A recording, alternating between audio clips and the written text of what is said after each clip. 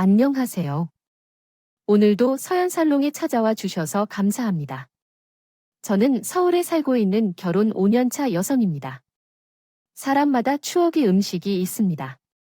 제게는 짜장면이 그런 음식입니다. 짜장면은 어릴 때부터 좋아했던 음식이기도 하고 엄마와 마지막으로 함께 먹었던 음식이기도 했습니다. 저는 고등학교 1학년 때까지 엄마와 둘이 살았었습니다. 세상엔 엄마와 저랑 똑 닮은 것처럼 둘이 살아왔던 시기도 있었고요. 이후 사정상으로 엄마와 헤어지게 되었고, 그 후로는 얼굴을 보지 못했습니다. 처음부터 엄마와 둘이 살았던 것은 아니었지만, 한때는 아빠, 엄마, 그리고 함께 평범한 가정에서 생활했었습니다. 하지만 우리 아빠는 시설에서 자랐기에 부모 형제나 친인척이 없는 천에 고아였습니다. 부모님의 반대에도 불구하고 엄마가 아빠와 결혼을 했지만, 두 분은 10년도 함께 살지 못하고 이별하게 되었습니다. 제가 초등학교에 다닐 때 우리 아빠가 급성 백혈병으로 세상을 떠났는데 친인척들도 장례식에 참석하지 않아 결국 홀로 아빠를 보내주었습니다. 이후엔 아빠를 잊을 수 없었고 우리 모녀 처지가 어려워 하늘이 우는 듯이 비가 쏟아졌었습니다. 아직도 생각해도 부모님은 서로 매우 좋은 관계였는데요. 큰 소리로 싸운 적도 없고 늘 팔짱 끼고 다니는 모습을 기억합니다. 그러나 아빠가 돌아가신 후에 집안은 적막해졌고 형편이 많이 어려워졌습니다. 더 이상은 장난이 아니게 된 형편으로 인해 이사를 가야 했고 엄마는 대학 시절 전공을 살려 관광 가이드로 일하셨지만 수입이 불안정해 식당에서도 아르바이트를 해야 했습니다. 그러던 중 고등학교에 다닐 즈음쯤 형편이 조금 나아지게 되었고 엄마의 남자친구가 지원을 해주셨던 겁니다. 이후 일정 기간 동안 엄마가 일을 그만두게 되었고 이윽고 알게 된 것은 그 남자분이 엄마의 생활비를 지원해 주셨던 것이었습니다. 엄마와 함께 사귀는 이 사실을 알게 된 제가 걱정스럽기도 했는데 평소에는 엄두도 못 내던 명품들을 사고 오시더군요. 이에 대해 엄마가 명품이 아니라 선물로 받은 것이며 앞으로 걱정할 일은 없다고 하더군요. 그 이후로 엄마는 자주 외박을 나가시고 돌아오면 지갑에 돈을 가득 넣어주시곤 했죠. 부유한 집에서 자란 엄마는 명품들이 잘 어울려 계셨지만 이에 대해 내가 불안해지기 시작했습니다.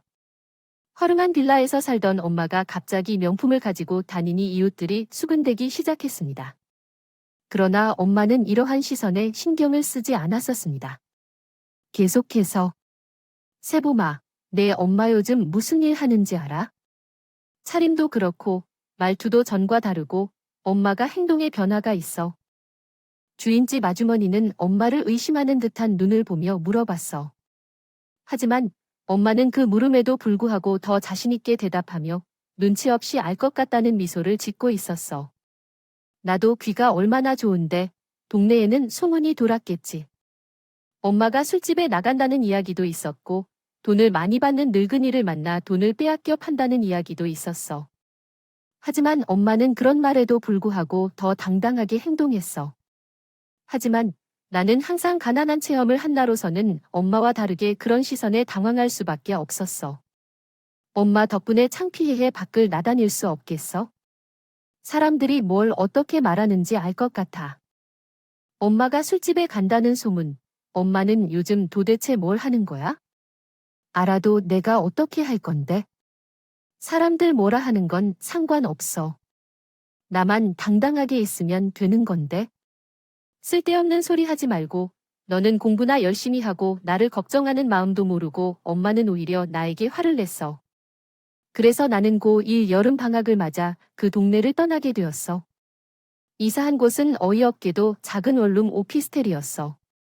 엄마와 나 둘만 살기에는 너무 협소한 집이었지.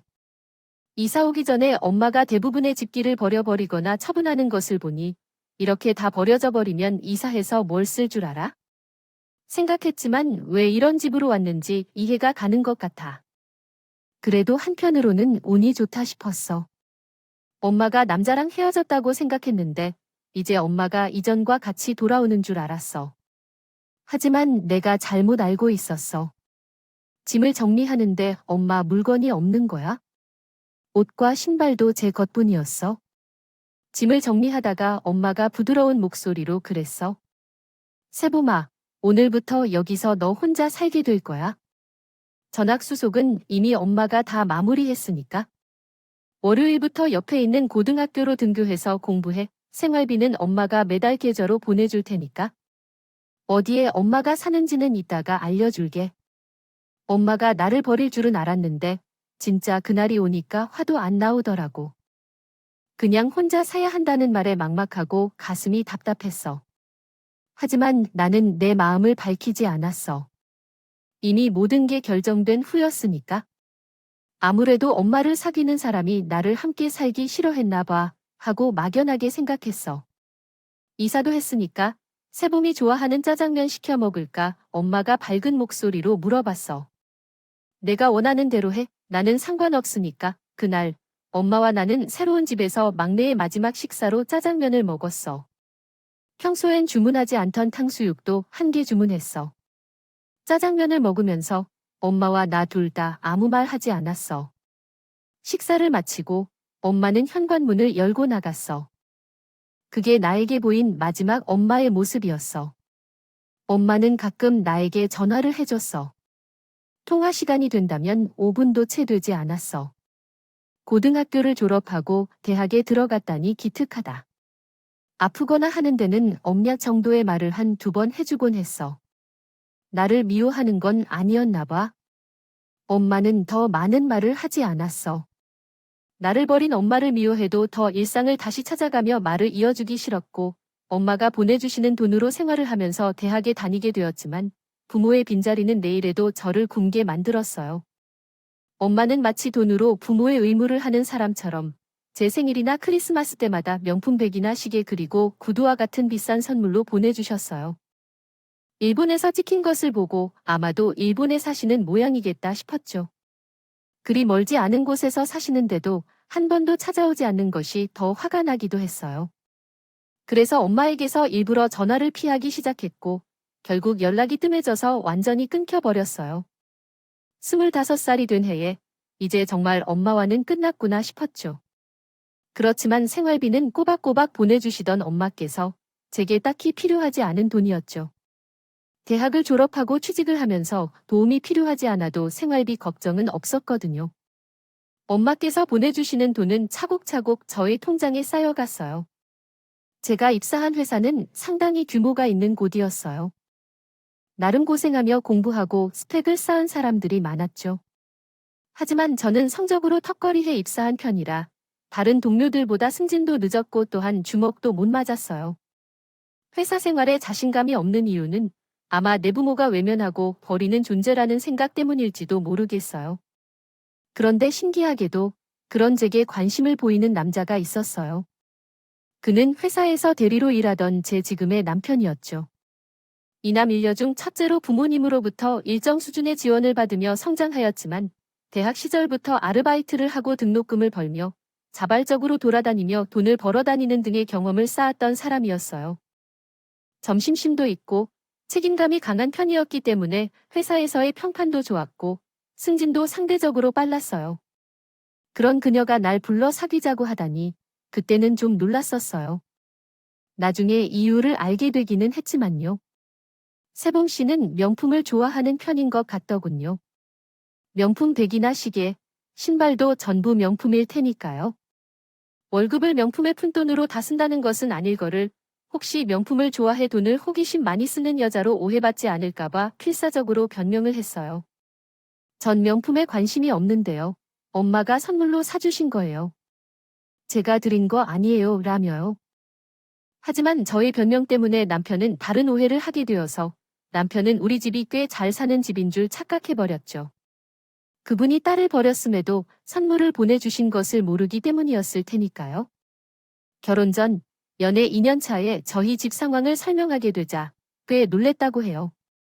그러면 어머님은 일본에서 재혼하셔서 계실 테고 고1 때 이후로 얼굴도 보지도 않고 전화로만 연락해 오셨거나 찾아온 적도 없겠죠 하고요. 여태 내가 상황을 전혀 몰랐거든요.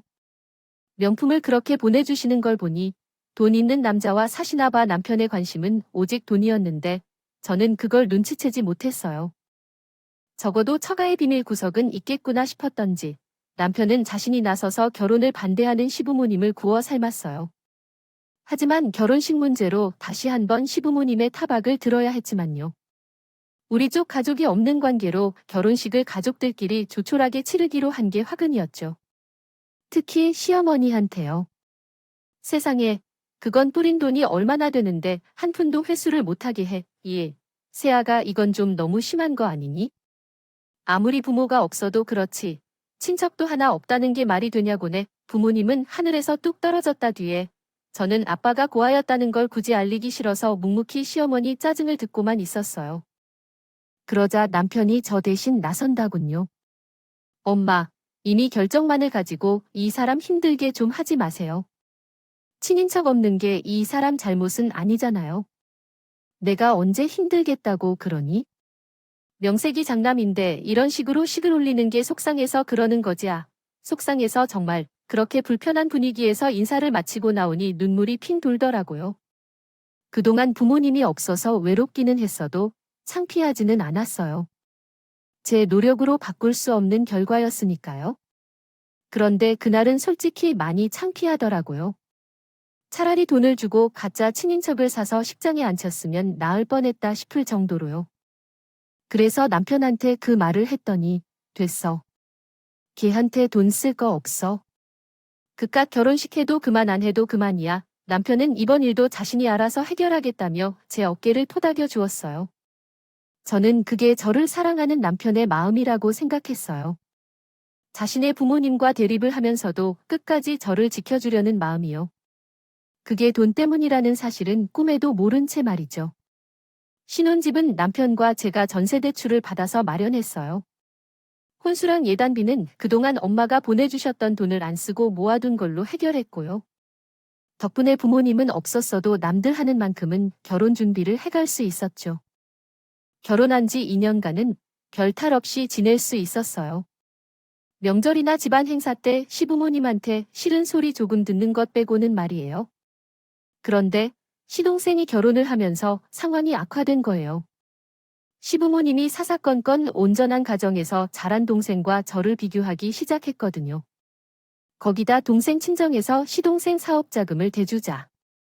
그동안 제 편에 서 있던 남편도 조금씩 흔들리기 시작했어요. 이번에 형식이 처가에서 사업자금 대주는 거 보니까 솔직히 부러워하더라고. 직장 생활하는 남자들 로망이 내 회사 차리는 거 아니겠어? 나도 사업자금 대주면 당장 사표 쓸 텐데. 당신도 알잖아, 내 실력. 내가 관리하는 거래처만 끌고 나와도 내 연봉의 3배는 벌걸. 그러고 보면 형식이가 딴 건 몰라도 처복이 있긴 한가 봐. 차가 없는 내 입장에선 무지하게 부럽다. 밥을 먹으면서 남편이 한 말에 저는 괜히 가슴이 철렁했어요. 이젠 남편한테까지 동생 비교를 당하면 어떻게 하지 걱정이 들어요. 하지만 시동생이 회사를 차리자 남편은 하루가 멀다 하고 창업 얘기를 꺼냈어요. 여보, 이제 그 사업 얘기 좀 그만해. 없는 친정을 만들어줄 수도 없고 나에게 어떻게 기대하는 말이야. 당신이 내 사정을 모르고 결혼한 게 아니잖아. 누가 뭐래서 그냥 부러워서 그런 거야. 부러워한다는 말도 못하냐. A씨, 결국 그 일로 우리 부부는 싸움까지 하게 되었고 부부 사이도 소원해졌어요. 하지만 있었고 그때 우리 부부는 다시 서로에게 가까워졌는데 그 이유는 제가 임신했다는 소식이었어요. 아이를 임신했다고요. 몇 개월이래. 아들인지 딸인지 남편은 숨이 넘어갈 것처럼 쉴 틈 없이 질문을 퍼부었어요. 자기 아이가 생겼다는 사실에 들뜬 남편 때문에 창업 얘기는 사라져 버렸죠. 시댁에서도 더는 제게 함부로 하지 않았고요. 하지만 기쁨도 잠시였어요. 얼마 후 동서가 임신했는데 상황은 더 나빠졌어요. 제가 딸을 출산한 후 석 달 뒤에 동서도 아들을 출산했어요. 애가 언제 출산한지 모르겠구나. 이렇게 못난 요가 네가 다 싹싹이 왔구나. 적어도 여기 있는 건 아기랑 돌아보니까 어머님 제 몸이 조금 안 좋아서요. 몸이 좀 괜찮아지면 가보려고 했어요. 아이씨. 만년이가 지나도 아들이 나오지 않으면서 아니라 하네. 그래도 여기 있으니까 아기를 데리고 당장 와. 출산 후에 회사로 복구하기 전에 몸을 헐기 위해 몸살이 났었는데 어머님은 기쁜 마음에 저를 동서가 있는 산후조리원으로 부르셨어요. 가족들이 모두 모여서 동서를 중심으로 하여 회복의 기운이 꽃처럼 피었어요. 제가 문을 열고 들어가도 누구 하나 돌아보지도 않았어요. 뒤늦게 동서가 인사를 하자 그때야 누지버린 표정으로 인사한 거예요. 남편은 제 얼굴을 보자마자 들으라고 애썼어요. 제 귀는 정말 행복해 보여요. 자식에게 정상적인 집안을 갖게 해준 장인에게 차를 사주는 장모님까지 만나고 있으니 형씨가 난 내가 정말 부러워 사업 자금을 주고 차를 선물해주는 장모님까지 만났으니 넌 정말 전생에 나라를 구했나 보다. 부러워 죽겠어. 차가 없어도 살아갈 수 있을까? 여보, 혹시 장모님과 연락이 안 돼? 없다면 이참에 업체로 찾아보는 게 어때? 동서의 친정에서 축하 선물로 차를 사셔서 남편은 또다시 어색한 상황을 만들었어요. 형님. 저도 아이를 낳고 나니 부모님을 생각하는 것이 더 중요하다 생각해. 형님은 어떻게 생각해? 돈 때문에 그러는 거면 내가 다 해주겠어. 우리 둘째 며느리는 마음씨도 곱고 이렇게 좋은 사람이 들어왔어요. 집안에서는 모두 꽃을 바치고 동사를 바라보며 찬미했어요. 하지만 나는 손님으로서 한 걸음 이하인 맏며느리가 되었어요. 집으로 돌아오는 차 안에서 남편에게 화를 내었어요. 당신 왜 그래? 왜 내 친정 얘기를 거기서 했는데? 어떻게 중요한데? 다 가족인데 잘 된 거 아니야? 재수 씨가 다 해준다고 말이야. 이참에 장모님 찾고 부모들한테 못 받은 거 받아도 되고 사위 대접도 좀 받아야 하잖아. 그게 싫어. 그 돈 받을 필요 없어. 현재까지도 똑같아. 앞으로도 난 엄마를 찾을 생각이 없어. 그러니까 괜한 소리 좀 그만해. 야, 넌 왜 나밖에 모르냐? 내 친구 중에? 차가덕 못 보고 사는 놈은 나밖에 없어. 너도 정석이 알잖아. 그 자식. 이번에 40평대 아파트로 이사 간다더라. 처가에서 해줬대. 유산으로 남겨주면 세금이 많이 뜬다고. 장인이 미리 손 줬다더라. 동생의 친구들이 죄다 처가덕으로 재산을 불리는데 난 뭐냐. 장모는 두드러지게 뜨고 살아있는데도 돈은 씨암탈도 못 먹는 게 말이 되냐고. 차라리 내가 고아였으면 내가 마음이라도 비웠을 텐데 일본에서 멀쩡히 살아있으면서 왜 쌩 까고 살아. 딸년한테 명품백을 보내줄 마음이 있는 사람이면 사위한테 이러면 안 되지. 어쨌든 난 포기 못하니까 그렇게 알아둬. 남편은 잊지도 않은 사위 대접을 받겠다고 잔뜩 벼르고 있었어요. 결혼 전에는 몰랐지만 차가덕을 바라는 남편의 마음을 알게 된 지금 내 친정 엄마를 찾아주겠다는 말이 계속 들리지만은 않았어요. 그래서 몇 번을 반대했지만 남편은 모르는 사이에 엄마를 찾겠다고 업체에 의뢰한 모양이에요. 몇 달 뒤에 육아휴직을 끝내고 회사로 복직했는데 모르는 번호로 전화가 왔더라고요. 업체의 연락이었어요. 엄마를 찾았다는데 많이 위독하신 모양입니다. 자세한 상황과 일본 주소는 8000번지에서 남편분의 이메일로 보내드릴게요. 말로는 궁금하지 않다고 해왔지만 엄마가 아프다는 소리에 손끝이 떨렸어요. 비록 나를 버리고 간 엄마지만 부모 자식 간에는 정이 무설스럽게 끊어지는 게 아니니까요. 그날 밤 집에 돌아온 남편은 이메일에 첨부된 문서를 프린트로 제게 건네주었어요. 그리고는 빨리 일본에 가보라며 닥달을 해댔어요. 거기 상황을 모르니까 하루빨리 가서 장문이 엄마한테 받을 게 있는지 살펴봐. 너를 버리고 가는 엄마가 믿겠지만 그래도 받을 게 있으면 받아야지. 결국 나는 남편이 부랴부랴 구해준 비행기 티켓을 들고 엄마가 있는 병원으로 갔어요.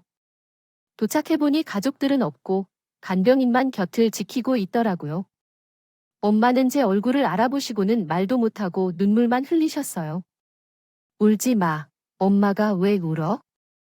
울 거면 내가 울어야지. 딸을 버리고 간 엄마가 무슨 염치를 우냐고. 나 평생 엄마를 미워하고 괴롭힐 거야. 다 죽은 사람처럼 누워있지 말고 얼른 일어나. 그래서 평생 나한테 못된 엄마라고 괴롭힘 당하고 살라고 뼈만 앙상하게 남은 엄마가 가여웠지만 그래서 더 모진 말을 퍼부어댔어요. 엄마는 연신 미안하다는 눈물만 흘리셨어요. 한참을 울고 소리치다가 우리 모녀는 진정이 되었어요. 그 후 얘기를 이어갔어요. 엄마는 힘겨워하면서도 그간 제가 몰랐던 얘기를 해주셨어요. 일본에서 재혼한 제1교포 사업가와는 이미 몇 년 전에 이혼을 했다고 했어요. 이혼 사유는 결국 제 때문이었다고 했어요. 엄마가 남편 몰래 매달 제게 돈을 보내고 남편에게 선물로 받은 명품들을 제게 보냈던 것이 걸려서 손찌검까지 당하고 살아왔던 것이었어요. 그래도 어떻게든 참고 살려고 했는데 남편이 바람을 피워서 결국 이혼을 하게 되었어요. 이혼 후에 나를 찾으러 한국에 왔지만 내가 결혼을 한다는 소식을 듣고 혹시라도 자신 때문에 내가 힘들어질까 봐 먼발치에서 바라보다 돌아가신다더군요. 한국으로 돌아가려고 신변 정리를 했지만 하필 그때 암에 걸렸다는 사실을 알게 되었어요. 한국으로 돌아가 치료를 받았으면 좋았겠지만 그랬다가 가족인 제게 연락이 갈까봐 두려워 일본에 주저앉을 수밖에 없었죠. 이미 암세포는 전이된 상황으로서 손을 쓸 수가 없었어요. 의료진과 말도 통하지 않는 상황이라 발만 동동 구를 뿐이었죠.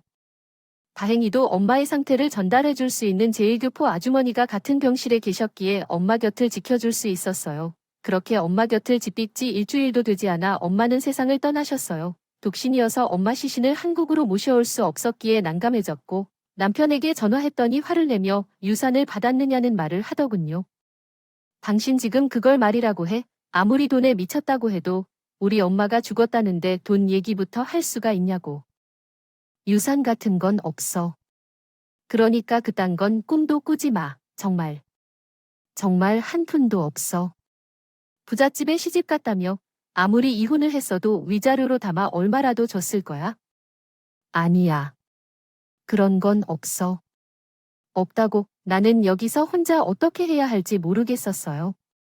시신을 가져갈 수 없어서 여기서 장례를 치려 할 것 같았는데 남편이 혼자 어떻게 처리하라며 화를 내었어요.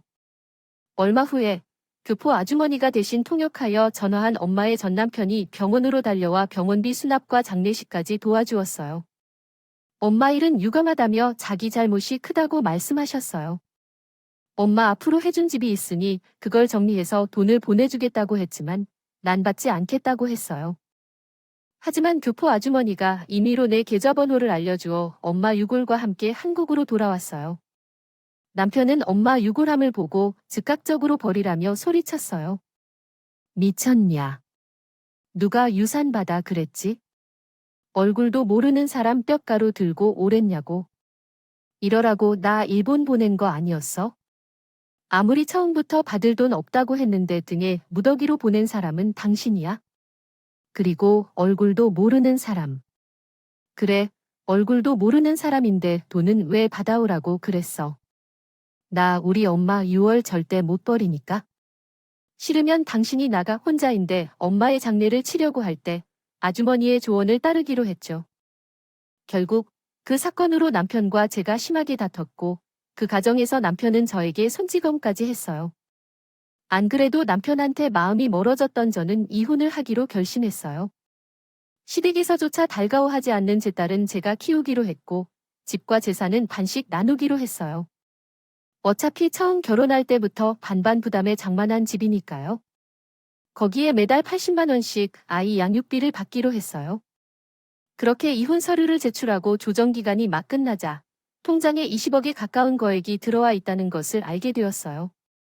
일본에서 보내온 돈이었어요. 남편은 그 사실을 알고는 재결합하자며 저를 설득하기 시작했어요. 생각해봐. 당신 혼자 아이를 어떻게 키워? 우리 아이를 아빠 없이 키울 생각이야. 당신도 그렇게 살아봤어서 알잖아. 그러니까 우리 다시 합쳐야 해. 아직 집도 안 팔았고 살림 정리도 안 했으니까 우리 마음만 다잡으면 돼. 아, 참. 그리고 우리 앞으로 장모님 제사도 지내자. 내가 과일이랑 생선은 최고급으로 사서 올릴게. 남편은 20억이 들어온 소식에 세상을 다 가진 사람처럼 행동했어요. 정작 제가 이혼을 철회하겠다는 말은 하지 않았는데 말이에요. 그리고 그날 밤 남편은 밤늦게까지 컴퓨터 앞에서 뭔가를 찾고 있었어요. 다음 날 남편이 출근한 뒤 포털 사이트 검색창의 검색 이력을 확인했더니 차를 알아봤더라고요. 그런데 웃긴 건 뭔지 아세요? 그 차가 자신의 부모에게 선물로 주려고 한 것이었다는 거예요. 회사에서 일하고 있는데 시어머니가 유산받게 되었다는 축하 전화까지 했다고요. 큰년이라 생각지도 않았던 유산을 20억씩이나 보고 엄마가 엄마답지 않아도 양심은 있어 보이는 사람인 모양입니다.